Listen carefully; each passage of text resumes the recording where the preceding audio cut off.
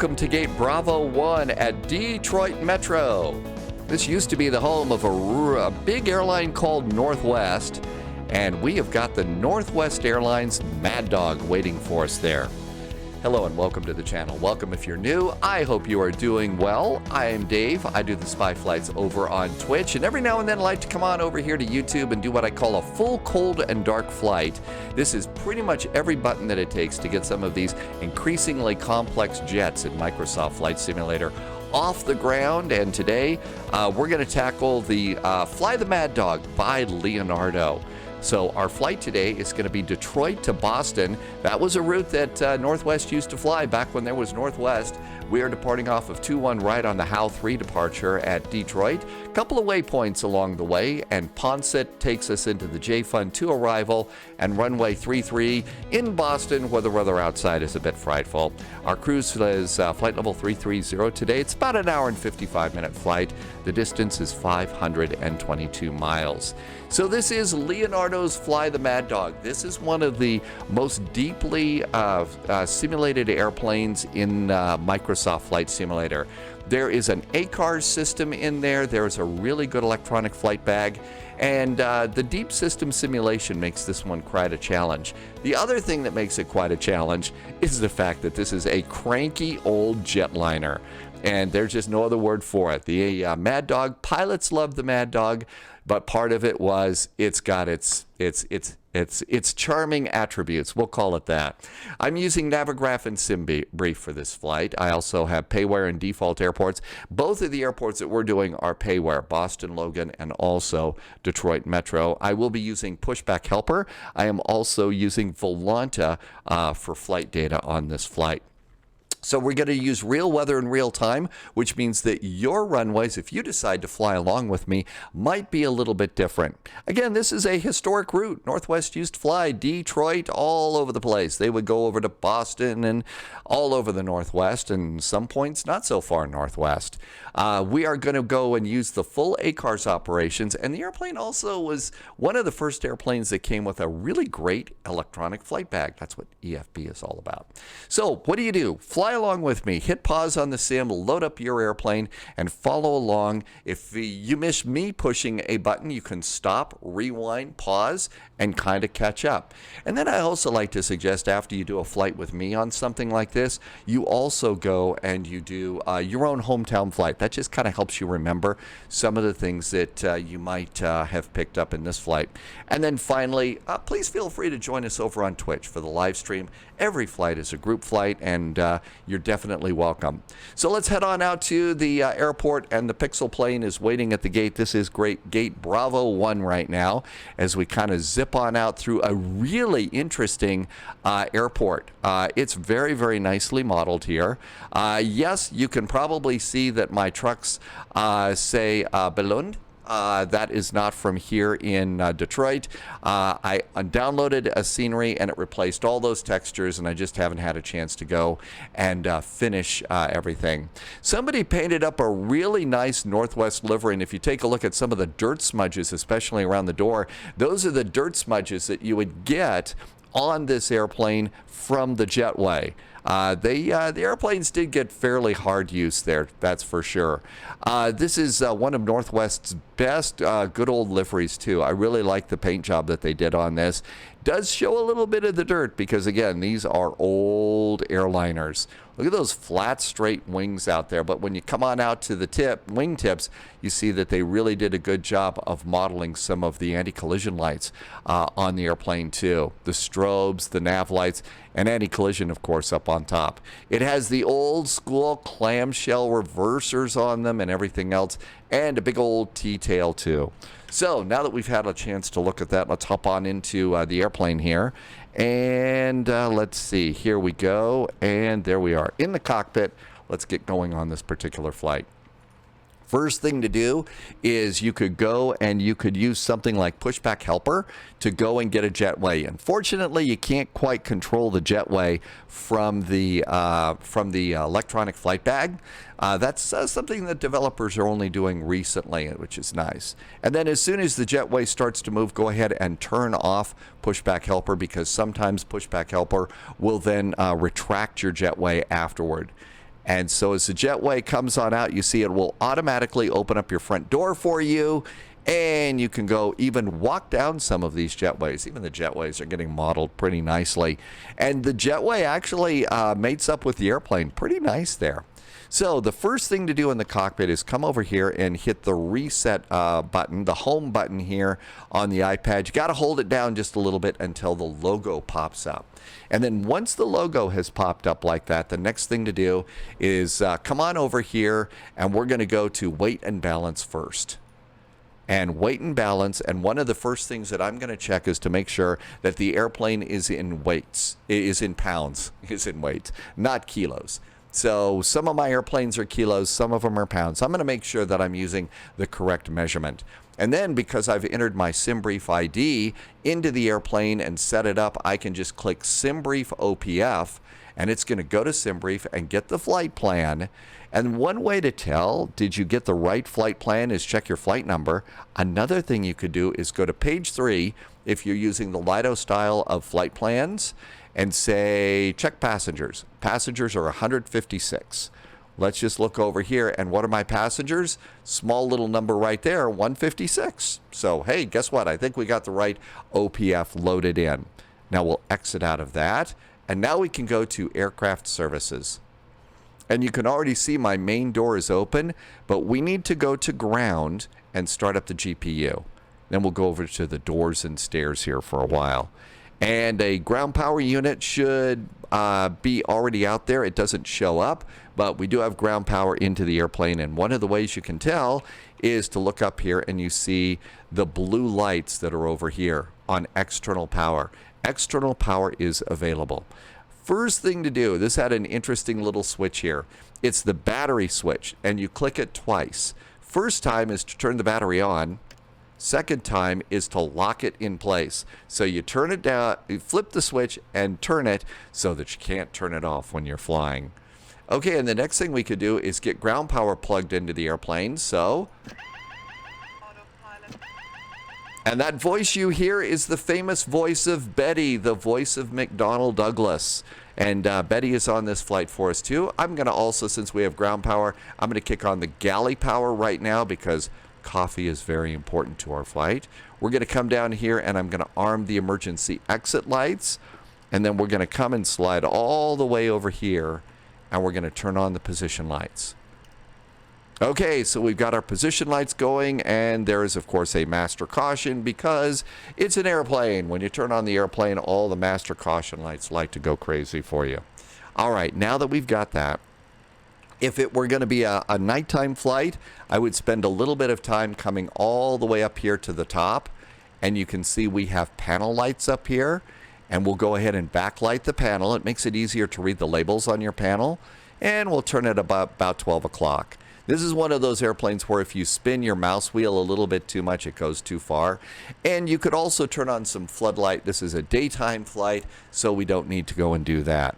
Next, let's go and do the same thing for the captain. Panel lights. Again, I'm going to spin this up to about 12 o'clock here.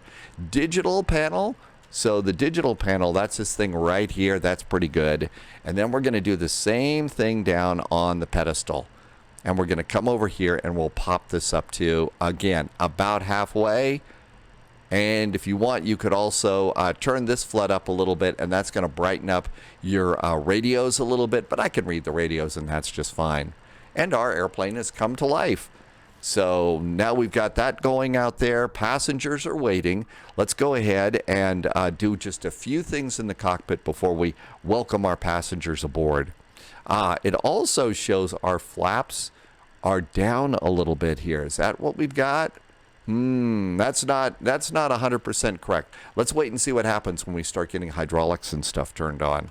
First things first, I usually do ACARS operations over on the first officer side. And let's go over here and we're going to do menu. And we'll hit ACARS. And we have CPDLC, or AOC, stands for Airline Operations Control. We're going to do the Air Operations Control and hit the pre-flight. And we're going to do initialize data. This is going to go out to SimBrief and get your flight plan. So there we are, and now we're going to init our request. Now is the perfect time for a sip of coffee. And there it is, Northwest Airlines, Flight 441, Detroit Metro to Boston. It's about an hour and 27 minutes estimated time en route. Our date is correct, and that looks good. Let's come on back over here, and we're going to do weight and balance. Now, this is the weight and balance that you're going to need your flight plan for. Almost everything else after this, you can get everything out of the flight management computer. But in this case, we need a couple of numbers. We're going to need trip fuel. We are going to need taxi fuel, and we're going to need block fuel. Those three numbers off the flight plan. And the first one we're going to do is trip fuel. That's 9,792 pounds. 9,792 pounds. Okay, taxi fuel, that's the next line. And taxi fuel is 1,400 pounds. And that goes up there. And block fuel. Block fuel today is 21,000. These airplanes needed a lot of gas. 251. 21,251 pounds. Did you hear a little bell? No, it's not. Don't worry. Your hearing is fine. But I'm going to go ahead and send this in right now. Okay, that looks pretty good. Now let's kind of look up here for a second. And we heard a bell. My guess is that was the ACARS. And if you look, you can see the ACARS message light is on. We'll reset it. And let's come on down and see what we got. So return. Received messages. Aha, the crew message has arrived. And our crew message is our preliminary weight and balance Northwest flight, Detroit to Boston, our zero fuel weight. Takeoff weight, it's just one page. It's your basic one. And that's all we need. Okay, so that looks pretty good. Let's come on up here and finish our pre-flight. And the last thing to do is just click Request the Flight Plan. The star goes away. Wait just a second. And when the star returns, it's pretty much done. And with that, we'll go back to received messages here. And we're going to get a new message in just a second here. So let's look up here and see what we've got. Come on, ACARS. Don't make me look funny. Now that the airplane does have a little bit of fuel while we're waiting, let's get the APU on. And you're going to need one of your fuel tanks, one of your fuel pumps on. And we'll come up here and we're going to do the master switch to run. Aha, there's our ACARS message. So let's go to run. And now I'm going to go to start. And I count 1, 2, 3, 4, 5, and run. And at that point in time, you'll notice the RPM starts to kick up. The EGT, exhaust gas temperature, starts to kick up too. And so if you have any hot dogs that you want to cook, now's a great time to put them on a long stick and stick it in the back by the exhaust of the APU, because it's going to start getting kind of hot. And we did just get an ACARS message here. So since we did that, let's see what we got. Hey, we got the flight plan over here. And that looks really good. Northwest flight, Detroit to Boston, takeoff weight. Hey, there's our block fuel. There's cruise altitude and winds. And this is a 5-page ACARS message. There is a lot of cool information here. But now we're going to come over here and start doing a few things here. First, I'm going to check my nav data. Through Navigraph, we've got the latest nav data, and I'm going to do position init. A lot of initting going on here. And we are at KDTW. KDTW, Detroit. We know that we are at gate Bravo 1. Let's see if it knows gate Bravo 1. Sometimes the simulator knows it, sometimes it doesn't. Wow, look at that. So what the pilots will do, they tell me what they will do is put in the gate number, but they look at the GPS number. And if the gate number and the GPS number are exact or really, really close, they're going to say, you know what? We got a match here. And then they tell me they take the GPS, put it in the scratch pad, and put that in there. Okay, so that looks good too. Now we can go over to the route page. And while we're letting that just sit there for a second, let's come on up here. The APU is up and running. I'm going to turn on APU Air. And then you got to come all the way down to the pedestal here and turn on the cross bleeds for the pneumatic system. That's the air running through the ducts in the airplane. We're going to turn on the cross bleeds, and we'll come up here and we can go and start the air conditioning. So turn it on to on, and now the air conditioning's on. So now it's going to be nice and comfy in the airplane for the passengers. And so now we're going to go ahead and start boarding. and 156 passengers are marching down the jetway. Okay? So all of that looks really good. If we come out to the airplane, you can hear our APU is up and running. So the APU is doing pretty good. You can see our cargo doors have automatically opened for us. And so all of that's pretty good. So airplane is doing its thing. We're going to still stay plugged into shore power right now, ground power, because that just means the APU isn't having to work as hard supplying electricity. Okay, so now the next thing we can do is come over and let's do flight plan. And the next thing that I'll do is let's click DTW, and then we're going to put in our arrival, which is KBOS. KBOS. I'm spelling it for me. And then I'm going to put it into company route. And look at that. It went and got your flight plan. So if you look over here, we're going to do Lincoln, direct to JHW, the Q82 to PONCT. And there we go. There is our flight plan. Look at the next page. Q82 to PONCT. Our flight plan is in. It's correct. I'm going to activate it and execute it. Now, if you also listen carefully, you can hear the sounds of the passengers boarding. And if you come over here, you'll see that the door is open. Now, if you don't want to listen to the sounds of the passengers boarding, just close the door. And you close the door by coming up here, and this is how your flight deck door, it's unlocked, auto, or deny. Just close it, and you won't hear that noise. But it's not too intrusive. Okay, so now that we got this, let's go ahead and do our departure and arrival. Or we could do performance first. Let's do performance, because there's some interesting things in here. Performance. So cruise altitude. Remember, we can get that over here. Our cruise altitude is flight level 330. So we'll do 330. Our cruise winds today are 261 at 47 knots. 261 degrees at 47 knots. Now you have a choice of ISA deviation, temperature, or your outside air temperature at the top of climb. I usually go to that one because that's on the next page. TC oat has nothing to do with your morning oatmeal. It's minus 57 degrees. So we'll do minus 57 degrees, and that goes in there, which will fill in your ISA deviation temperature. Cost index is already entered. Our reserves, is that going to be over here too? RES 8.4. Look at that. So 8.4. And by the way, all of these numbers match data in your printed flight plan that you got from SimBrief. So it's really cool. It's all in the ACARS, which is what the pilots are going to go and get, right? Zero fuel weight is 114.6. 114.6. And then the next one is fuel. So your block fuel. Don't see it there. Let's go back page. Block 21.3. So let's do 21.3. And before you plug that in, burn schedule is required. Eek. A or N. So I use N for normal. I can only assume that the A is for, Abby something. There's your young Frankenstein joke. And it would be Abby normal, I guess. I'm not sure. So block is 21.3. Let's do 21.3 again. / N for normal. Although I would like to do Abby something. Okay. So the performance is good. Now we'll do departure and arrival. SimBrief, in its wisdom, has suggested runway 21 right for us. So let's go grab 21 right. And there it is. We are going to be doing the Howe 3 arrival.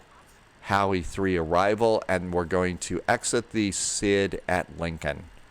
And execute. Okay, so we got that in there. Now this is when I have a flight that's a little longer than an hour, I usually stop here with my flight legs and I do not put in the arrival because those things will change.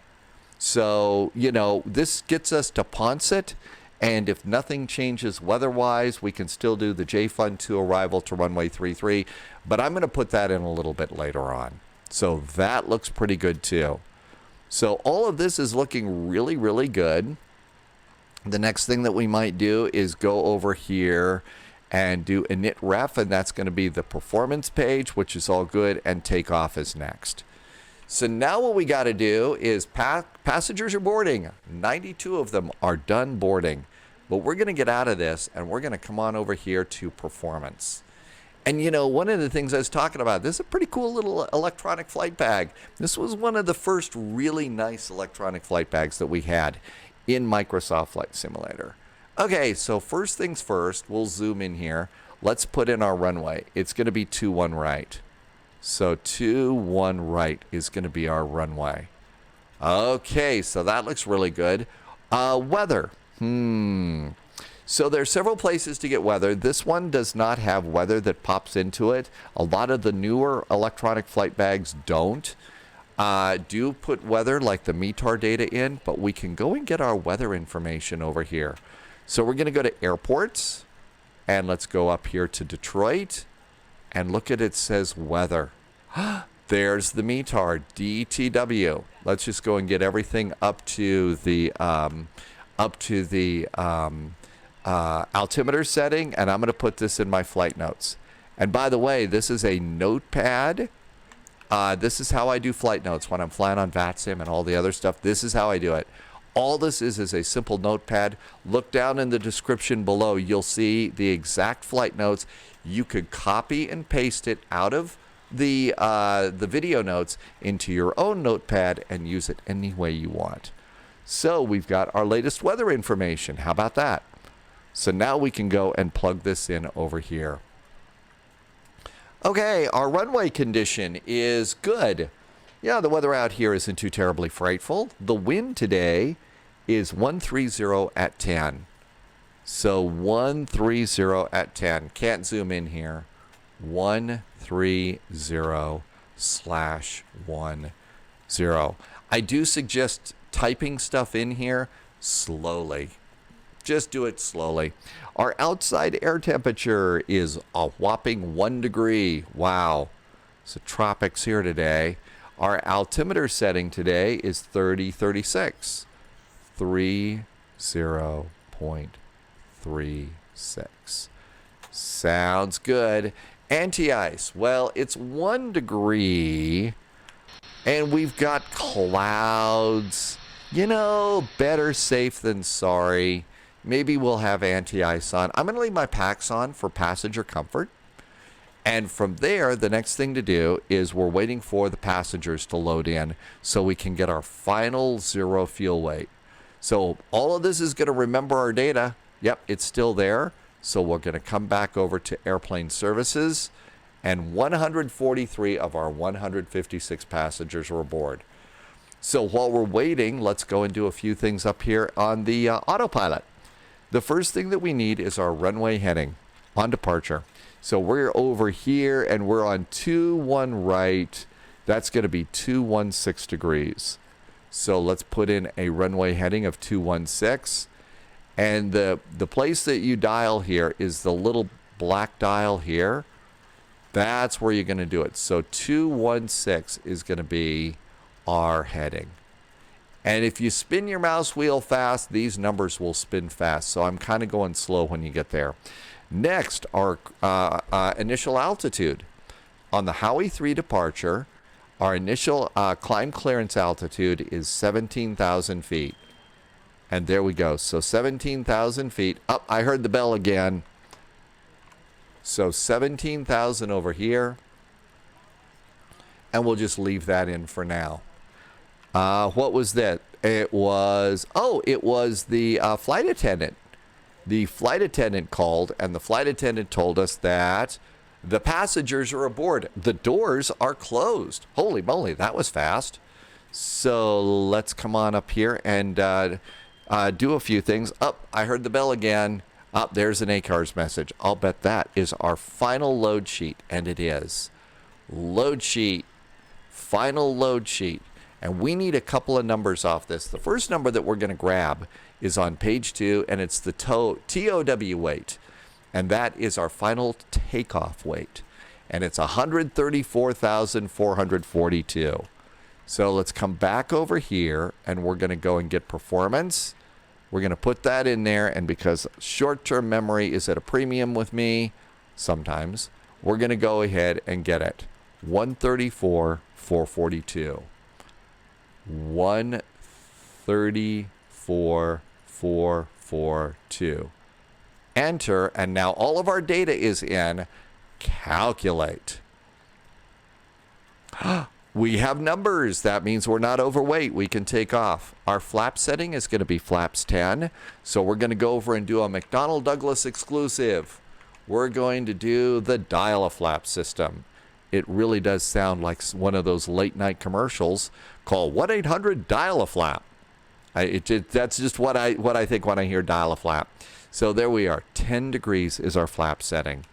Next, our selected temperature is going to be 39. That's a flex temperature in Airbus language, and that's over here.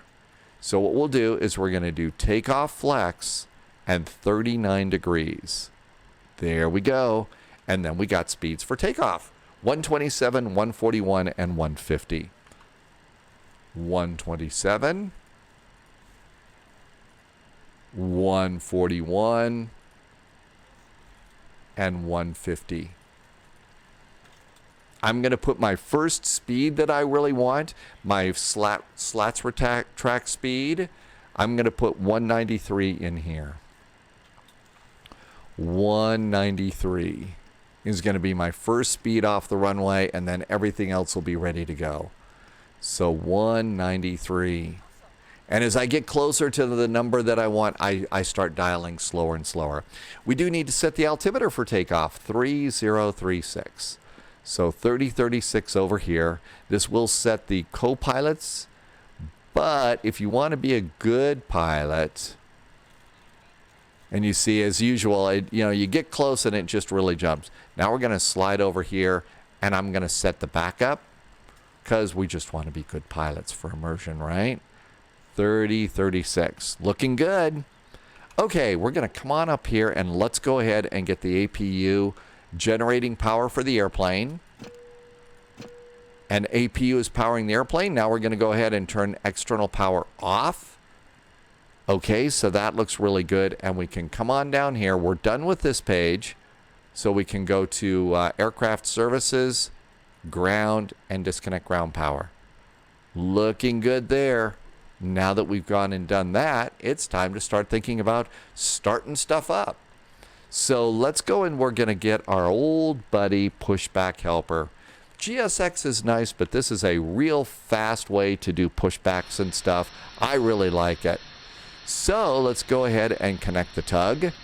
And usually when you connect the tug, that's going to go and close your main door and retract your jetway. So that's really good. Notice that we've got chocks in place down there. So the chocks are still in. I'll show you how to get rid of those next. And there is our very big tug getting ready to push us back. Yeah, this scenery needs a little bit of cleanup here. We're having some cute little artifacts pop in there. That's annoying. But it's a really nice scenery. And our tug's almost ready to go. Okay, it's ready. So let's go ahead, and passengers are aboard. So we're going to come over here, and we're going to go seatbelts to on. And emergency lights are all good to go there too. I'm going to go and lock the door. And the door is now locked. And then what we'll do is come over here. Up this button. There we go. And I'm going to go and do anti-collision lights. When you turn on your anti-collision lights, the red beacon on the top and bottom of the airplane, that also goes, and it will, it also goes and it pulls your chocks. See, the chocks are gone? So we're ready for pushback. Let's see, we need a squawk code. Let's just go ahead and squawk 2000. We're not on VATSIM. So 2000 is our squawk code. I'm going to go to transponder. I'm going to increase my range ring to 15 miles. And there is TCAS right there. It's on standby. And so that's good too. And with that, I think we're almost ready to go. Pressurization. So what I usually do is clear out these transfers. And then we go ahead and put in our landing altitude. Our landing altitude today is over at Boston. Oh, wow, a whole 19 feet, 20 feet. So that's going to be one click. I don't know if I cleared those out correctly. That's what the way I normally do it. And then the altimeter setting at the arrival airport, which is 3024. So 3024 over here. 302, 220, 240. And there is a bell. That is going to be the flight attendant telling us the cabin is secure. We're ready to go. So with all of that, let's go ahead and get ready to push on out of here. So this all looks good. I think it's good too. Parking brakes off and reverse. Haha, there we go. Pushback helper, you'll need to go and move your own. You'll need to go right and left and spin the airplane if you want to. This airplane does not have a good turning radius on the ground, so if you're going to spin the airplane, start it now. We're going to go and just stop here. There's 2 ground roadways here, so we don't want to block those. So we're going to do our pushback like this, straighten it out, and stop so we don't block the roadway. Let's come on back into the airplane, and we'll do parking brakes and release the tug. There goes the tug. Get rid of pushback helper, and let's go and start the engines. So all of our fuel pumps are going to go on. We're going to go and do the starter pump, system A, and we're going to get the starters uncovered. We're going to turn off the bleeds to the air conditioning, and then we're going to start engine number 2, switch on, come on down here to the instruments, look right here, and there goes the N2. It's going up. Real pilots are also going to take a look at the oil pressure, make sure it's not going down or going into the red zone, and we're going to keep going. 17, 18, 19, and 20. And fuel goes on. Now, it's going to seem abnormally quiet to you here in the flight deck. But outside, you got a screaming engine going here. The engines are all the way in the back of the airplane, so that's why it's so quiet up front. It's one of the things that the real-world pilots say they loved about the Maddog, is it was so nice and quiet up front. Okay, you saw that little flash there? That's the generators switching over. And we probably are done with that start. So we'll come over here and we'll turn off that starter and guard it. And let's start engine number 1. Same thing as before. And this is going to go up to 20. You probably noticed I have not uncaged my backup horizon. I usually do that after the engines are started. I also haven't turned on the flight directors either. I usually do those after the start too. 19 and 20 and fuel. There we go. And there goes that engine. And you'll notice a flash over on the left side of the airplane as that comes on up there.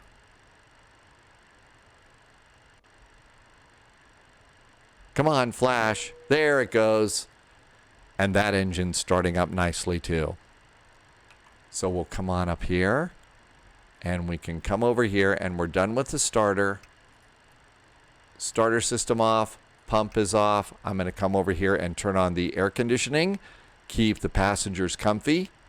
We'll also come all the way down here. Whoops. And we're going to do the cross bleeds. And we can now come up and also turn off the APU. Turn off the switches first, then the APU can go off. And all of that looks good. Let's start powering up a few more things. Flight directors going on. We'll go ahead and uncage the backup horizon.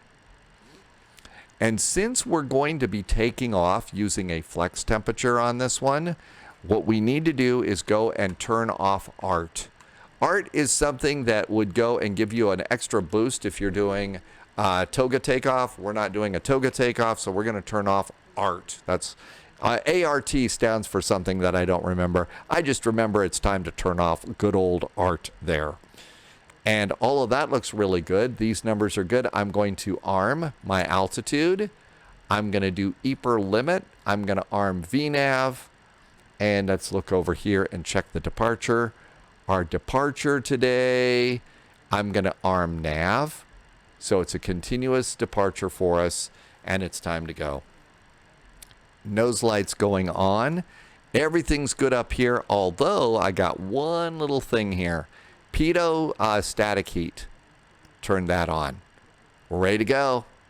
APU is spinning down. The lights are out. I think we're ready for taxi. So come on down here. Let's do parking brake off. Parking brake is off. This old bird does need a little bit of juice to get yourself going. So throttles up a little bit.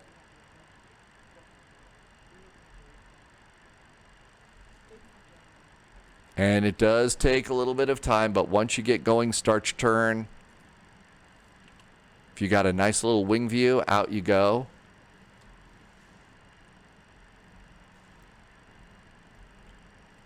And here we go. You're still going to need a little power to go. While we're taxiing on out, first officer's going to come over here and extend those leading edge slats. There goes the leading edge slats. And that looks good. Add a little more power and get over on the taxi line. And we're getting ready to go.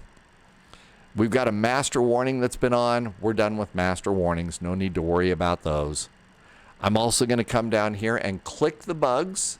Bugs are now set for takeoff. And out we go. Nose wheel steering is good. I use those. My nose wheel steering is getting a little weird, so I needed to go and move that around a little bit. Nose wheel steering over on the Thrustmaster stick starts to get old after a while, so that becomes a bit of a problem there. Okay, so here we all, I'm using my moving map. Once we come out of this area here, there we are. We're going to try, and we need to cross this runway. So we'll go Bravo, Victor, Mike to our departure runway. That should do pretty good. Leading edge slats are good. How about flaps 10? And there goes our flaps to 10. Speed brake check. Speed brakes work. Always good to check those things. Make the wings flap around. Passengers love seeing that. And all is right with the world there. We can go and arm the auto brakes. Those are down here. Auto brakes to takeoff. Okay, we got a couple of turns to make here. So Bravo is over here. We want to slow down just a touch here. So there's uniform.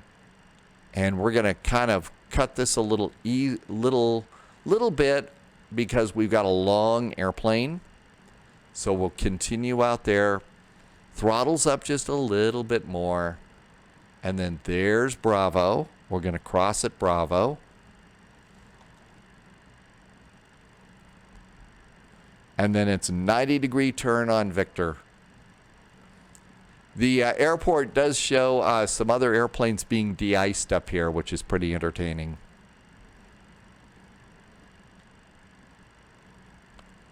And there is Victor.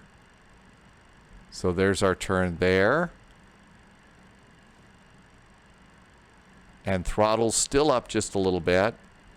Now that we're on one more little straightaway here, we'll come on down here and arm our speed brakes.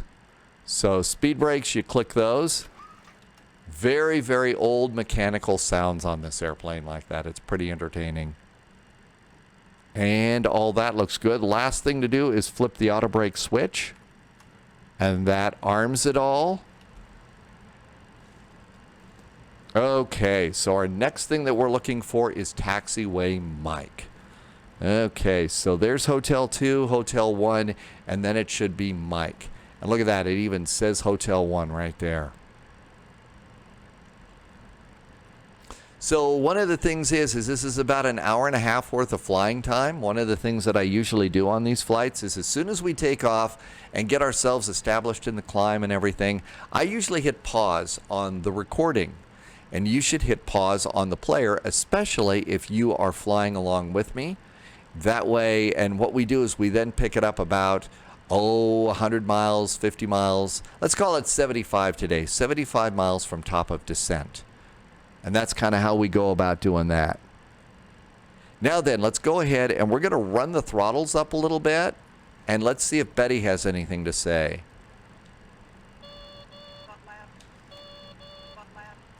Okay, Betty didn't like something that I did. I forgot something. I think it was the takeoff config. Oh, and it was probably trim. There's trim set. Let's try it again. Okay, she's saying flaps. Flaps should be 10. I think flaps are 10. We've got auto brakes, speed brakes. I have forgotten something. And I'm not sure what Betty's saying there. So, sometimes it's hard to understand. Have I forgotten TCAS? No. I think everything is good. Well, we'll soon find out when it's takeoff time. ATC is called and cleared us for takeoff. So we're going to go over here and do strobes. There goes strobes.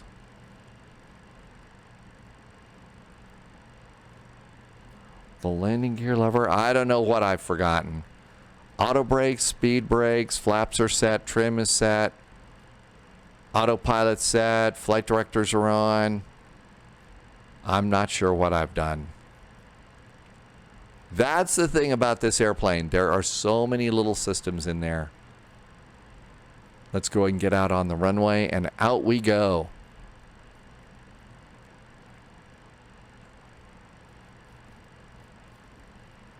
I'm just flying by myself today, not on VATSIM, so we can just taxi around and take off like we own the place, right? As we get ready to go, one of the things I'll do is turn on the auto throttle after we start to run up the engines. Okay, landing lights, extend, and on. Landing lights are all good to go there. So that looks awesome. Let's also come on down here. We're going to squawk Terra. And we've got that going on. I'm going to turn my clock to run. That is run, I saw it, but I don't see it. I think we're ready to go. Let's see what I've forgotten to do. Throttle's up about halfway. Takeoff is armed. We hit the magic takeoff button. Throttle's up a little more. Okay, still don't know what Betty's saying. Auto throttle's up.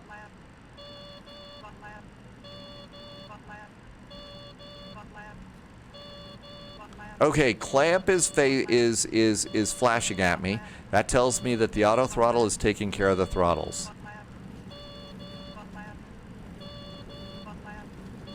And there is V1. Hands are off the throttles. We're flying. And I still don't know. There's rotate. Up, up, and away. I have no idea what I did wrong. Betty is upset with me. Positive rate of climb. Gear going up. Well, we made it despite Betty's misgivings. This airplane does not auto trim. And we're going to push the nose down. And we're going to go ahead and check our departure. There's the nose. We're flying with the flight directors too. Pushed it down too much. And we're going to go and do flaps up 1. We're going to turn ART back on. We're done with the takeoff. And let's go to climb mode. There goes climb mode. Flaps are still coming up. And here is our turn.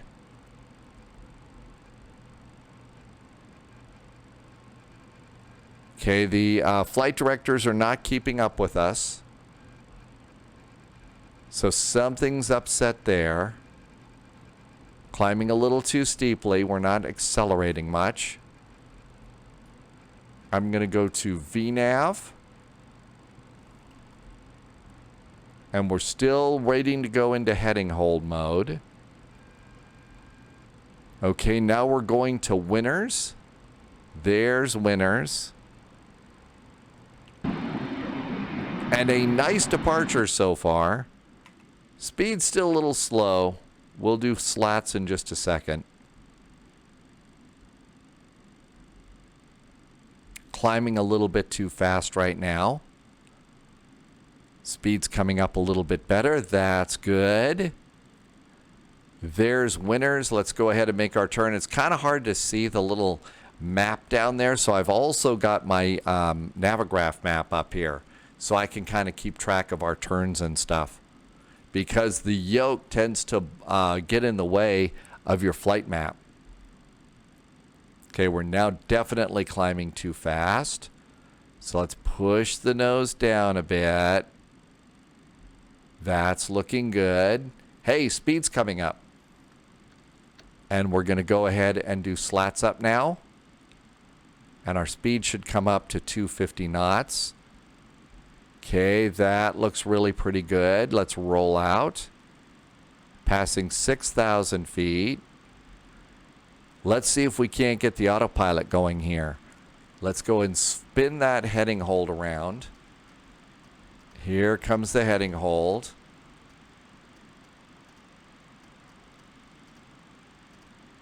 And heading hold is up. Let's give it a shot. AP is up. Heading hold is armed. We got it. And that looks good. We're coming up to surf now. It's now trimming us up pretty good here for our climb. Our speed's going to come up. It's going to push us nose down a little bit. But when the speed gets to 250, it's going to pick us up again. But we are going down, and that is not a good feeling. Our next turn is to surf. Let's do the turn to surf now. There's surf. And now we're climbing again at 250 knots. So that was a little sloppy on my part. I still did not get the timer. I guess that was this. Okay, I hit the wrong side. Excuse me. There is our elapsed time. And all of that looks pretty good. Okay, last thing we're going to do, and then we'll go ahead and meet on out and get ready for, there is surf. We're going to go and do direct now to Maddog, or whatever it is called. So direct intersection, Maddog, direct to, and execute that. And now we're going to come up here and hit the nav button. So essentially, LNAV and VNAV are armed. ATC called, said we're going to go ahead and go to our final cruising altitude of 33,000 feet. And there's 33,000 feet and up and away. There's our speed coming up at 10,000 feet. So we're going to go ahead and do lights. All of our lights are off. And so far, so good. Let's also come down here and do after takeoff items. So takeoff goes to off. Auto brakes are off. We're also going to come down here. Nope, speed brakes were armed. I still don't know what Betty was annoyed at me about. Now we're done with bugs, so I'm going to just pinch those back together, and those can go off. And now we're just going to climb, climb, climb. And that's kind of what we've got going on here.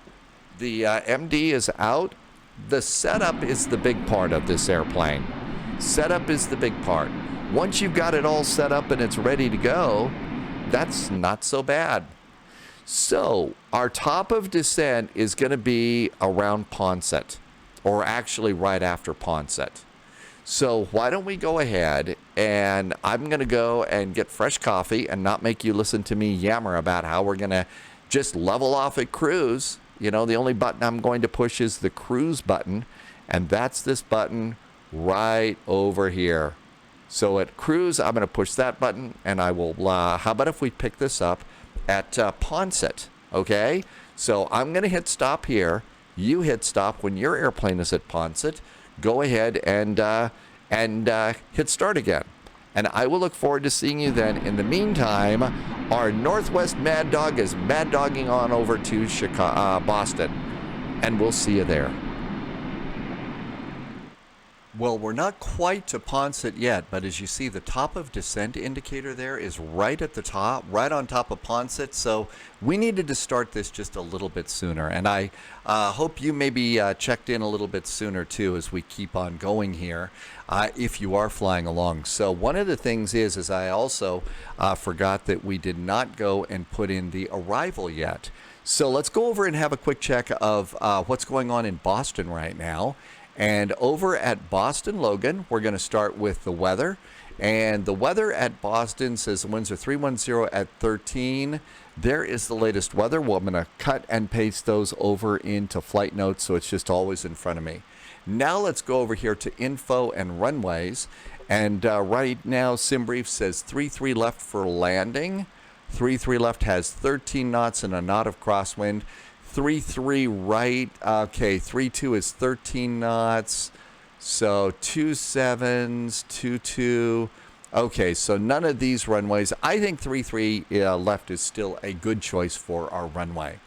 All right, so the next thing that I'm going to do is come on down here, hit the edit button, and we're going to go and just delete the Detroit charts out of here. It just kind of helps eliminate confusion, and let's go ahead and install the arrival here. So coming on over here, we're going to go to departure and arrival. And our arrival, we're expecting runway 33 left, ILS. It's going to be the JFund 2 arrival. We're going to pick it up at PONCT. And then our next transition that we have is Benin. So usually what I will do is after an approach like this, as we come on in here, we're going to probably come out here. And my guess is the transition is going to be either Shag or Beach or Skidoo, I guess. So one of these three, let's see what we have out here on the arrival. My guess is it's going to be Skidoo and 5,000 feet and then vectors to come on in there. Oh, it's Seahag. Okay. So then we've got, after that, we have a waypoint way out here called Benin. I'm going to go ahead and put in Benin because that's just going to give us a very, very long extended center line out to the runway. Okay, so we've got it installed that. Let's go over to legs real fast. And Memes, Loxy, PONCT, Stoli, Minsta, and Seats, Double, JFund, Autumn, Winter, Beach, Skidoo, and Vectors. So was that what I was expecting we were going to get over here? Yep, that's going to be our transition. So for our descent, it's going to be 5,000 feet and 210 knots is the end of the descent. We're over here in cruise mode now, and you can see one of the things that's happened here is now that we're closer, it says we're 148 miles to top of descent. So that's looking pretty good too. You can see PONCT's up here. And now since I went and installed the arrival, you could see that now all of a sudden our top of descent is over here by Stoli and beyond PONCT. So that was a little bit of a change too. Some other things that we can do prior to our arrival is we can go back over here and hit the menu button and go back to the ACARS system and over to our final load sheet and go to page 2. And we had the TOW, which was our takeoff weight. Now we need the LAW. This is our landing weight. And this is basically the weight of the airplane minus the fuel we were supposed to burn. And it's 124.650. So let's go over here to performance. And we're going to, you kind of have to slide this one over. So there's some things underneath that when you try to click landing, it doesn't go to landing unless you slide it back and forth for some reason. Okay, so now we're going to go and change our arrival airport to KBOS, Boston. The runway conditions right now are good. We've got some clouds, but the runway is good. The wind right now is 310 at 13. So 310 at 13 knots. The outside air temperature in Boston is a warm 2 degrees compared to the 1 degree that we had in Detroit. We are expecting runway 3 left. So 3 left. Let's go and grab that. There's 3 left. Flaps, I'm going to go 11 and 28. The altimeter in Boston is 3027. There was a big storm that went through there the other day, so it's starting to clear out. Reversers, they work. I'm going to go auto brakes medium. And now remember that landing weight? No, I don't remember it either. So we'll come back over here. Landing weight is 124650. So 124650 to 4650 and enter and calculate. And this tells me that my distance that I need for the landing is 6,003 feet with these settings. So if we look over, we can check our runway. And runway 33 left is 10,000 feet. We're probably going to be able to exit here at November. So that's going to be just fine. So we got a good long runway. So that's pretty much set. And we've got that information over there. Looking over here, our top of descent's a little bit closer. I do come over here and fairly regularly go and adjust my heading hold. This is an old cranky airplane, and sometimes those old cranky autopilots kind of have a little bit of an attitude. Next thing to do is minimums for landing. So we can get those over here at the bottom of the ILS chart. And minimums are 216 feet. And you adjust the minimums PFD decision height, so 216. This is the radar altimeter. It's not a baro. So old airplane doesn't do the baro stuff here. So 216 feet. Oh my goodness. 216. Perfect. And then really the only last thing we can do is we can go and dial in the ILS. And that is 110.7. That's in the middle of the ILS chart. 1107, and our inbound course is going to be 330 degrees. So let's go and do 110.7. 110.7. And that's ready to go. And then 330 is going to be our course. So we'll spin that around to 330. And at this point in time, basically, our landing preparations are done. We've got final preparations, which is speed brakes, auto brakes, and stuff like that. I did not turn my seat belts to auto. So we should have gone doing auto so that the passengers can get up. Sorry, passengers, they're probably a little upset, especially those that had a little too much coffee. And then we can come over here and dial the map in a click. As we start getting closer, I start to dial the map in. Here's the 80-mile range. And it looks like that heading bug could go one more degree to the right. There it is, right on line. PONCT is right up here at about 80 miles. And all is right with the world here. So we're done with this page. Let's come on over here and we'll go back to menu. AFMC number 2. And this is going to put us on the progress page. It shows we're 232 miles away from Boston. We should be landing at 1721 Zulu. It is 1641. That says that we've still got about 40 minutes of flying time here. So, and we should have 12,000 pounds of fuel in the tanks when we land. There's a number that you get here on the flight plan. And it's over here on page 1, and it's the final reserve and alternate fuel. So that's how much fuel it takes to get to our alternate, which is Kennedy, and then 30 minutes of final reserve time and 15 minutes of, oh my gosh, we ran out of final reserve time fuel. Those three numbers add up to 8,375 pounds. And I always board a little bit more fuel than I need, so that's why the airplane is estimating that we're going to have 12,000 pounds of fuel, and that's good in case we have to go around or do anything else. One of the things I always like to suggest that you do is set up a couple of wing views and enjoy the view outside your airplane like this. It really is a nice view. And the oh, look at that. It's snow on the north side of the airplane and green on the other side. Must be spring. But I always like to suggest that you do that. Microsoft Flight Simulator is visually stunning. It's got satellite photography for the terrain and the ground and the scenery. And if you've got a really good airport, it really is a fun experience for sure. And all of this is looking pretty good. I did, like I said, I came over here and I went to cruise mode after we hit our final cruising altitude. and all of that was good too. So we're 40 miles now from PONCT. It is 1843. We should hit our top of descent at 1654. So about 10 minutes now to our top of descent. Beyond that, the only other two things that I'm going to worry about here is we're going to come all the way down here and we'll set our auto brakes to medium and we'll arm the speed brakes just like we did for takeoff. We'll click it and the speed brakes will arm. And so we'll get those things done. We've already got the ILS plugged in. So then the last thing to do is go over to the init ref page. And this is going to give us at flaps 28, our landing speed should be 138 knots. I always add a little bit more. So 1 knot extra is 139.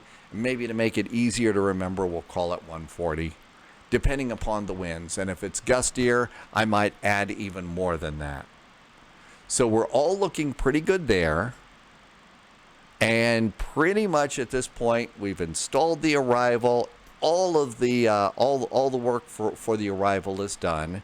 So instead of making you sit and listen to some of my really, really terrible jokes, let's go ahead and you can just see the top of descent indicator right here at the top of the map. Let's use the magic of editing to get to top of descent. Okay, we're coming up on about 15 miles to Stoli. The top of descent is right beyond that. So next thing for us to do is put that 5,000 feet in over here in the altitude window.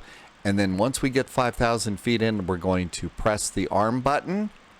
And this airplane should automatically start our descent. Maybe I should make sure. Was it indeed 5,000 feet? Yep, 5,000 feet. And the airplane should handle this just fine for us. So let's keep an eye over here. Oh, I could also go and move this heading bug straight up. And maybe we could also come over here and bring the map in a click too. So there's the 40-mile range. Stoli is 9 miles away. Top of descent is pretty close behind. So we're looking really good there. Let's go over to the cruise page. Cruise page says 14 miles to top of descent. You'll notice over here on the TCAS, there's also a climb and descend. So climb and descend and TCAS are both on the same one. And looks like we're kind of floating up and down just a little bit here. The atmosphere in this part of the world has been a little bouncy lately. So in this airplane will bounce up and down just a little bit there too. This airplane will follow constraints as best it can. And usually that's a pretty good deal. So all of this is looking good. We are 134 miles out of Boston. The airplane is estimating that we'll land still at about 1721 Zulu. We're at 1653. So all of that looks pretty good. Noticing that some of the clouds are starting to increase just a little bit way up ahead of us here. And there is the turn at Stoli. And 6 miles from top of descent, I'm going to go ahead and once again move the old heading pug right over our course. Again, in case the two things: in case the autopilot fails, or all of a sudden ATC pops online and says Northwest 441, turn 30 degrees to the left for spacing, which they will do. And so if your heading bug is all the way up there, all you have to do is press one button and dial, and you're ready to go. So that keeps you moving pretty good. And here we go. All of a sudden, you can see we have started our descent, and down we go. There's the descent meter. We also have another indicator that has popped up here, and this is our descent deviation, the little pink triangle. And if it's right in the middle of that small graph there, that means our descent path is just right. We're in really, really good shape. It also shows us going a little bit fast on the descent. So if this indicator were kind of pegged way up here in the fast zone, maybe we'd throw out some speed brakes or something on our descent. But right now it seems to be correcting just fine. We'll go over here and go to our moving map on Navigraph. Now, this first part of the moving map here from PONCT to Minsta, between Minsta and Seats, this is one of those not to scale kinds of things. So we'll go ahead and just kind of keep this out here off to the side. And now all of a sudden what we're going to have to do is just do a little bit of weighting. And the airplane does handle this descent pretty good. So the next big thing that we've got to worry about is the altimeter at 18,000 feet. So why don't we do another magic of editing? And we are almost there. There is 18,000 feet. So let's go ahead and put in the new altimeter, 3027. So 3027. Boy, that's we've had some really big altimeter settings here. The only thing that I did while we were away on that little magic edit is I came up here and turned the seatbelt sign from auto to on at 25,000 feet, which is what I usually do. We've also done a little bit of a slowdown, but right now you can clearly see that we're going a little bit fast, and there is a McDo message. Oh, it says drag required. So speed brakes can go out. Probably because we were supposed to slow down to 280 knots. And we're going a little bit fast here, so let's throw out those speed brakes. Boards are out. You can see them slightly flapped up there on the wings.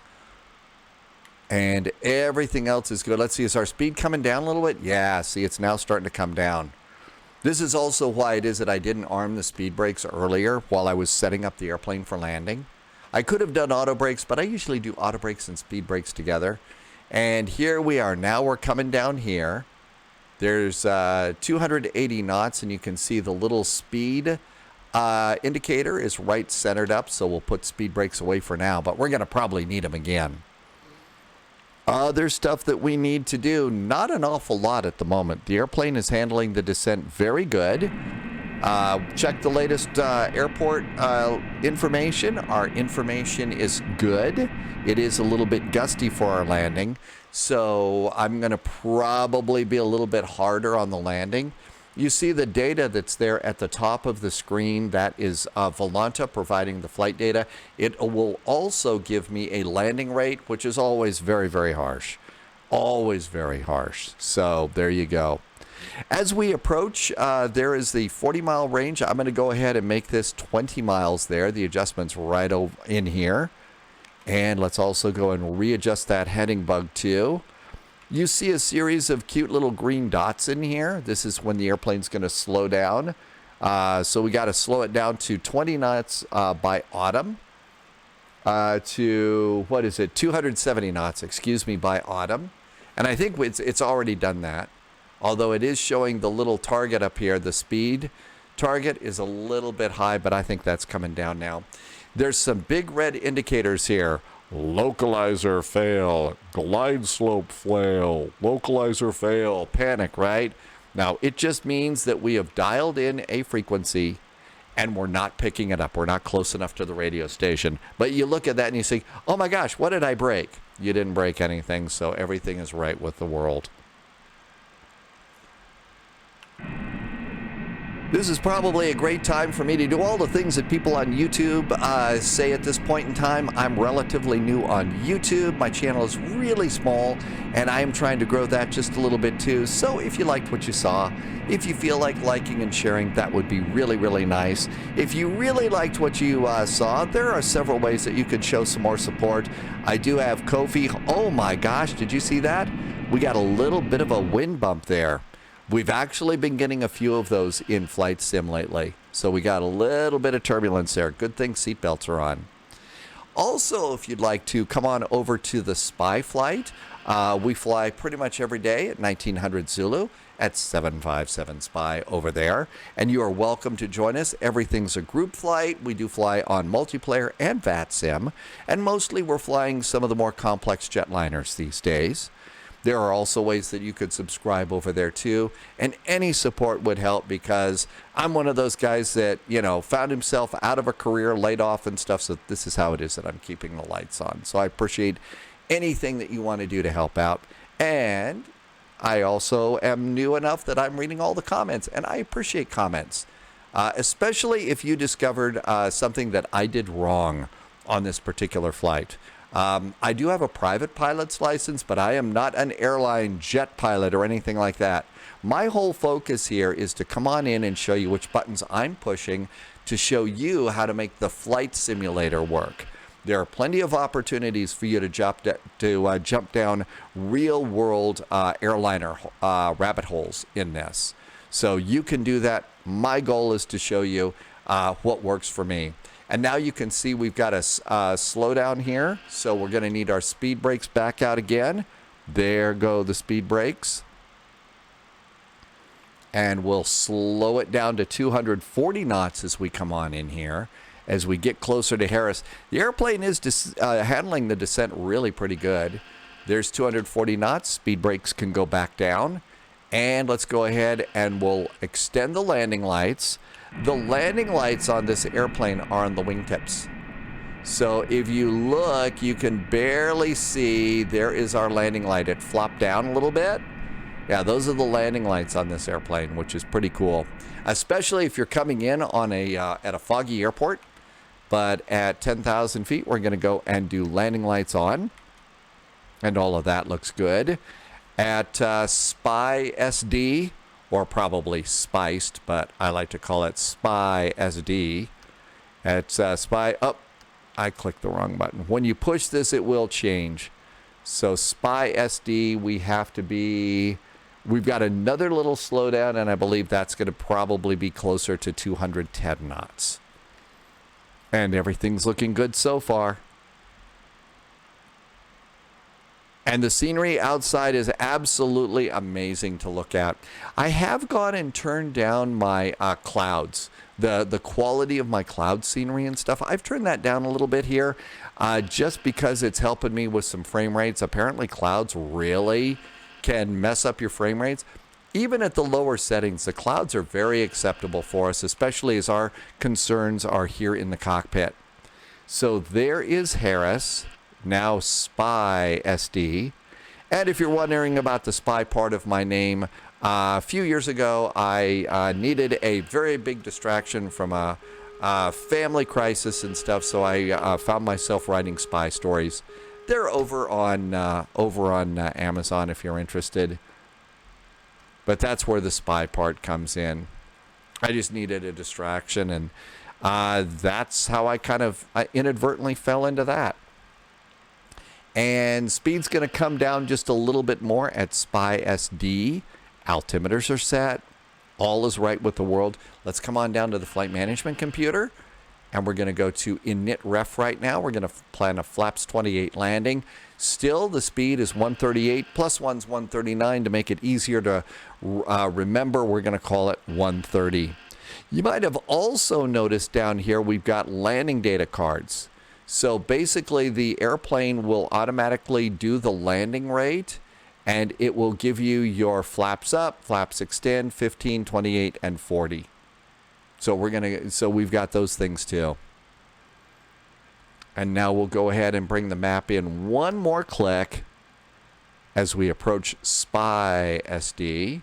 And oh, look at this. We are also, now we don't have fail. We've got glide slope and localizer now. How about that? Even if you're doing a visual landing in a flight simulator, real-world jetliner pilots like to suggest that you go ahead and if you have the time, go ahead and plug in the ILS frequency and inbound course in the sim. Here's the reason why. Right now, I'm not sitting here in a really nice cockpit or anything like that. I'm up watching a computer screen. And in a computer screen, you just have no depth perception at all, right? No depth perception, so you're not going to see anything. But if you've got glide slope, localizer, and in particular glide slope, that is going to help you judge your descent a little bit better in the sim. So if you can set that up, that's going to be kind of a cool thing for you. And that's going to help you with your landings too. Even if you're not locked into the glide slope and the localizer and everything, you're still going to be, you'll still have the visual reference in the cockpit, which really, really helps. Okay, all is right with the world here. What about flaps retraction, flap schedule? Do we have a placard for all of that somewhere here? I would think so. Where? Oh, well, we can actually look down here at our weights, right? So let's see. Slats extend is 163. It looks up. Flaps up retract is 206. I usually start to pull those out a little bit sooner than those numbers. Just because. Let's go ahead and also click the bug here. And you can see 140 right there. That looks pretty good. We've got another slowdown coming up here pretty quick. As we come on out. Let's also go and reset that heading bug. And this time I'm going to go straight up right now because we've got a little bit of a wind out there. And it's a tailwind at 24 knots, so it's blowing us away here. So as we come up to beach, this is coming up on the end of our star.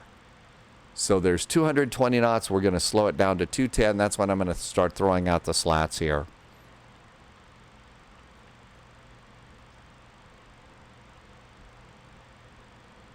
And everything else is really going pretty good at the moment. So there's beats. Now we're going to Skitu, I guess. And you can see our speed bug is slowly dropping down. And let's go ahead. And I'm going to first of all slide over here to dial a flap. And I'm going to move this up to flaps 15. That way I've got flaps 15 right in the middle. Perfect. And how about slats going out? There goes slats. You can see them going out there. There goes slats, and that looks good. Now you can see our speeds dropping down to 210. I'm going to go ahead and move this up here. And now we're going to take over from VNAV. So now we're going to just hit the heading hold button, and heading hold has got us now. Next altitude for us is coming in on the ILS.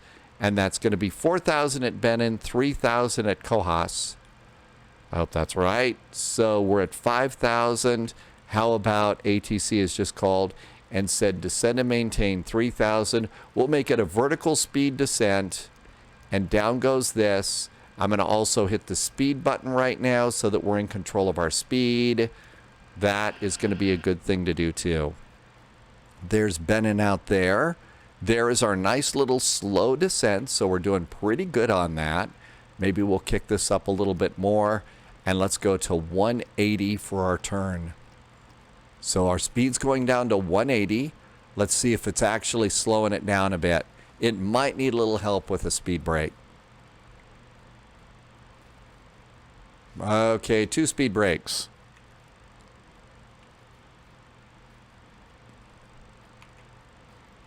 There we go. That looks a little bit better. How about a turn? Let's do a 90-degree turn now. So 90 degrees to the right. So we can go and get lined up. I'm also going to go ahead and do landing gear right now. This is a complex airplane. I am also going to use all of the landing tools that we have in this airplane so that we can do everything we need to do to come on in. Betty is still flying with us. How about that? Nose light can go on now too. As our landing gear is out. And around we go. Pretty cool plane. And looking good there. Let's go ahead and continue the turn now. And flaps 15. And we're going to continue the turn over to, about halfway to that first waypoint, Cojas. And around we go. We do have glide slope. Nope, we're too far out. Glide slope fail is on. We still have a localizer, but we don't have glide slope. Everything is pretty much good to go up there. We don't need anything else. Let's go ahead and speed brakes can go down. Let's go and do auto brakes too. So auto brakes we decided was medium. Speed brakes, we're going to go ahead and arm these. I'm going to do another click of my flaps here as we come on out. We're going to turn this up. Oops, not quite ready with our flaps. And we got glide slope and localizer, so I'm going to hit the ILS button now. ILS button is engaged. And we're doing pretty good. Now we're snagging that localizer, and around we go. And we're at 180 or almost, so that's looking pretty good. And start looking for our runway. If you're a little bit like me in these airplane flights, you kind of move around in your gamer chair a little bit. So go ahead and get yourself recentered up. If you have rudder pedals, that's a good thing to do, because you are going to take control from the airplane in just a bit. I'm also going to go and do one more adjustment on the heading bug. Even though Localizer has control of our heading right now, I'm going to put it straight up in case we have to do a go-around. And we're at 180 and everything looks pretty good. Gear is down. Life is good. Let's go ahead and wait until we start to snag that glide slope, which should be in about another 2 miles. And then we'll start to reduce our speed. Once again, it's going to be 137, plus one's 138, plus another one's 139. How about 140? It's kind of a gusty day. Here comes glide slope.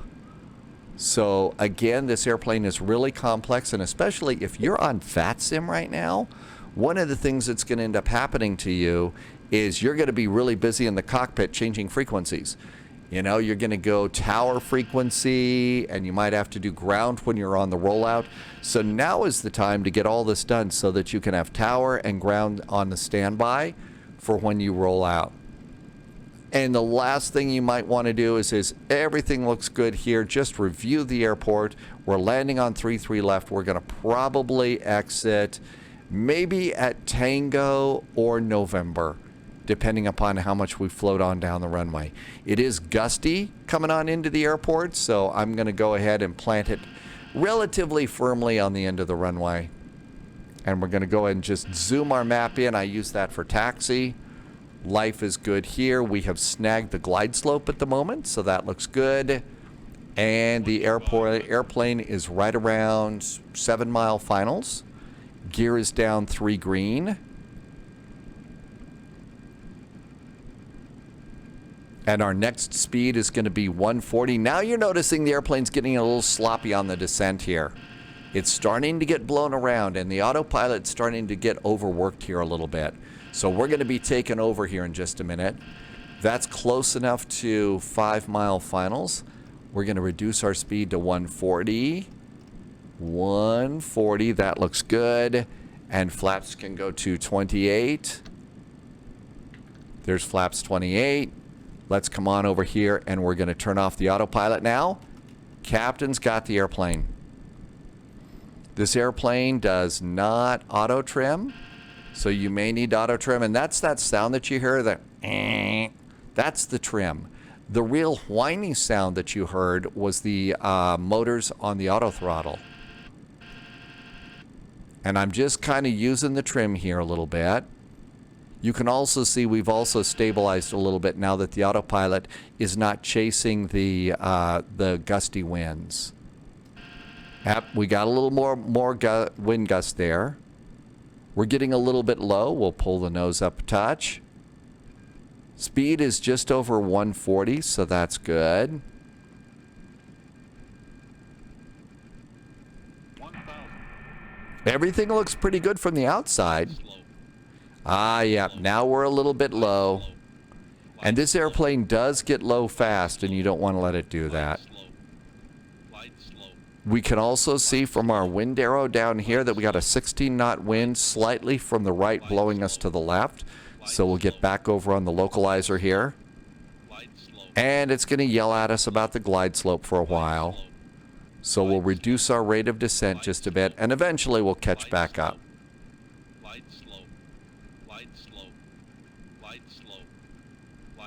Real world, of course, the real pilots aren't going to get this low. Pull up. Just got a little bit of wind blowing at us. Now the wind is pretty much right down the runway, so we're slightly off to the side. Here comes our glide slope, so we can let the nose fall just a touch, and we'll go and edge our way over here. I'm also going to move my physical throttles about halfway, and now the auto throttles are off.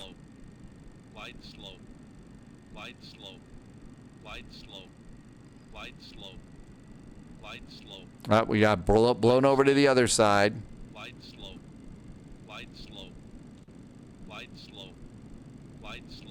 300 minimums. There's our really cool landing sounds. A little bit high at the moment. Yeah, after all that yelling at us about the glide slope, imagine that we're high. 50, 40, 30, 20, 10.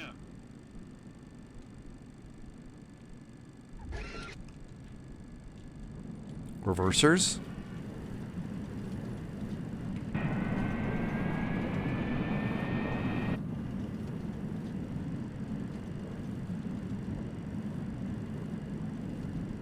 Did a little bit of floating on that one, didn't I?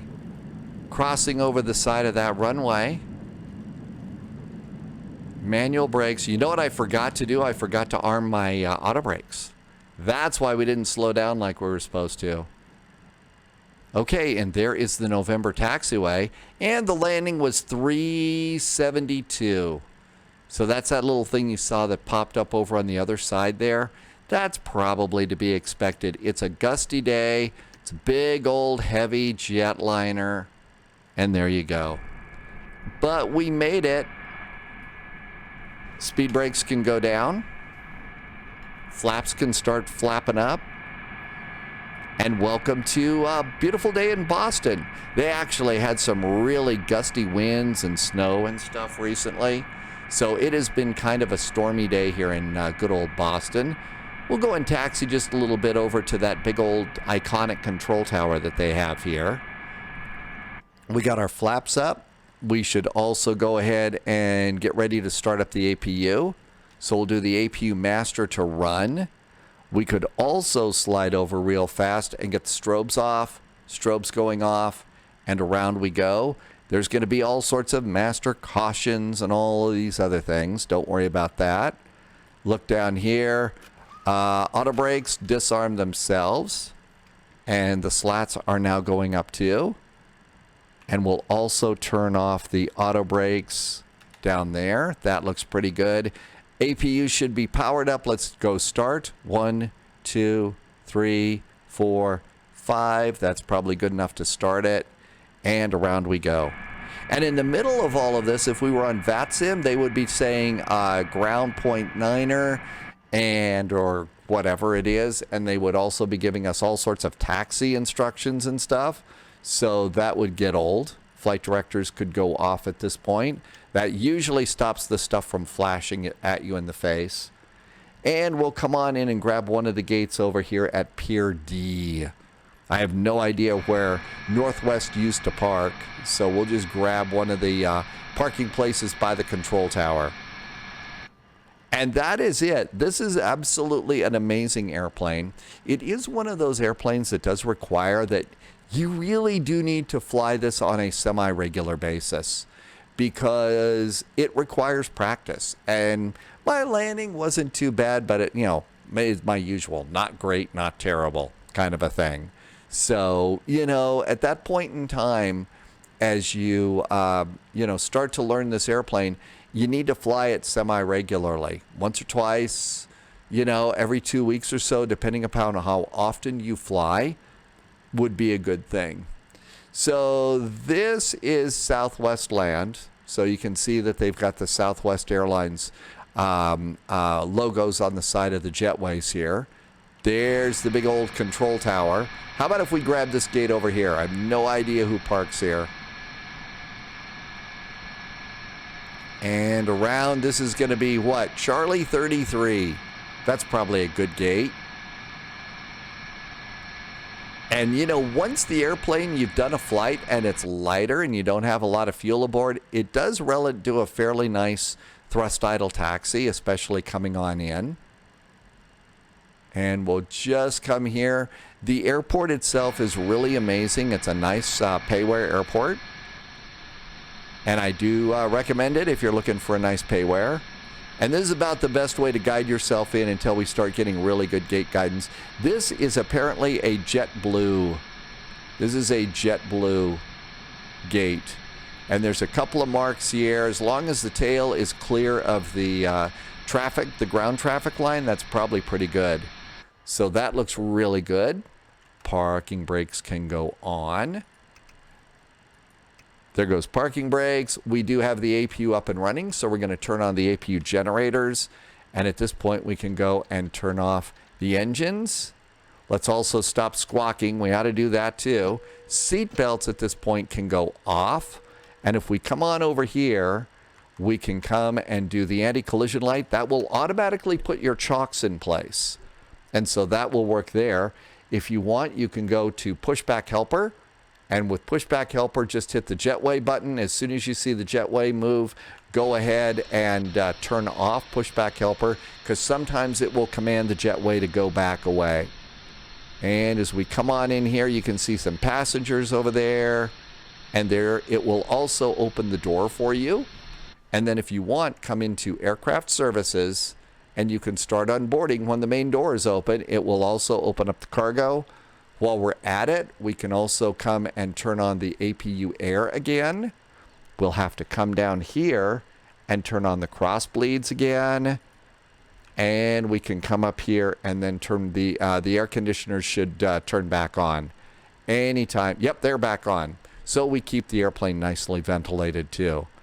And that's it. That is the Maddog with the Northwest flight. Again, this is a fun airplane. It's a little bit historic. It's a cranky old jet, but you can also take it and fly it, and it will do a very good job for you over on a VATSIM flight too. As always, I do like to point out, and I said it earlier, my videos are not about the right way versus the wrong way in the real world. This is what works for me in the sim, and I hope it's something that works for you too. I really appreciate you flying along with me today. Thank you for being here. Hope you'll join us over on the Spy Flight on Twitch. In the meantime, I always like to say about now to stay healthy, stay safe, and I will look forward to seeing you in the friendly sim skies. Cheers.